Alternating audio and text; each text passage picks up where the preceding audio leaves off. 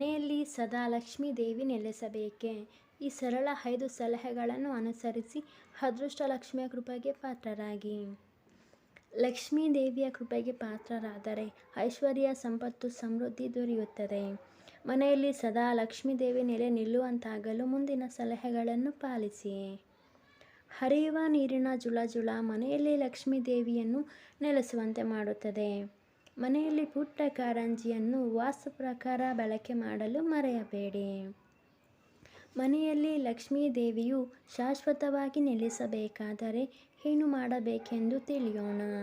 ಮನೆಯಲ್ಲಿ ಲಕ್ಷ್ಮೀ ದೇವಿ ನೆಲೆಸಿದರೆ ಸಮೃದ್ಧಿ ದೊರೆಯುತ್ತದೆ. ಮನೆಯ ಸುತ್ತಮುತ್ತ ಶುಚಿಯಾಗಿರಲಿ. ಇದೇ ರೀತಿ ಮನೆಯೊಳಗೆ ಕ್ಲೀನ್ ಇರಲಿ. ಸದಾ ಸಕಾರಾತ್ಮಕ ಅಂಶಗಳು ಮನೆಯಲ್ಲಿರಬೇಕಾದರೆ ಸ್ವಚ್ಛತೆಗೆ ಹೆಚ್ಚಿನ ಆದ್ಯತೆ ನೀಡಬೇಕು. ಮನೆಯಲ್ಲಿ ಬಣ್ಣದ ಹರಳು ಇರಲಿ. ಹರಳು ಇಲ್ಲದೇ ಇದ್ದರೆ ಹರಳುಗಳಿಂದ ಮಾಡಿದ ಅಲಂಕಾರಿಕ ವಸ್ತುಗಳನ್ನು ಖರೀದಿಸಿ. ಹಣಕ್ಕೂ ಅಡುಗೆ ಮನೆಗೂ ಸಂಬಂಧವಿದೆ. ಅಡುಗೆ ಮನೆ ಕ್ಲೀನಾಗಿರಬೇಕು. ವಾಸ್ತು ಪ್ರಕಾರ ಇರಬೇಕು.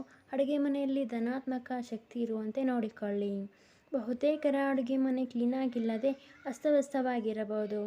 ಅಡುಗೆ ಮನೆಯನ್ನು ದೇವರ ಕೋಣೆಯಂತೆ ನೀಟಾಗಿ ಇಡಿ.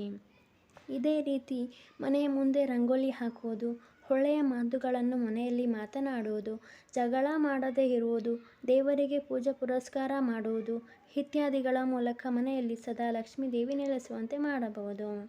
ಮನೆಯ ಬಾಗಿಲು ಜಗಲಿ ಸುಂದರವಾಗಿರಲಿ. ಮನೆಯ ಮುಖ್ಯ ದ್ವಾರ ವಾಸ್ತು ಪ್ರಕಾರ ಇರಲಿ. ಲಕ್ಷ್ಮೀ ದೇವಿ ಮನೆಯೊಳಗೆ ಕಾಲಿಡಬೇಕಾದರೆ ಮನೆಯ ಬಾಗಿಲು ಸುಂದರವಾಗಿರಬೇಕು. ಮನೆಯ ಪ್ರವೇಶದ ಹಾದಿ ಸ್ವಚ್ಛವಾಗಿರಬೇಕು. ವೀಕ್ಷಕರೇ, ಈ ಮಾಹಿತಿ ಇಷ್ಟವಾದಲ್ಲಿ ದಯವಿಟ್ಟು ವಿಡಿಯೋವನ್ನು ಲೈಕ್ ಮಾಡಿ, ಚಾನಲ್ ಸಬ್ಸ್ಕ್ರೈಬ್ ಮಾಡಿ. ಕೇಳಿದ್ದಕ್ಕಾಗಿ ಧನ್ಯವಾದಗಳು. Thank you for watching.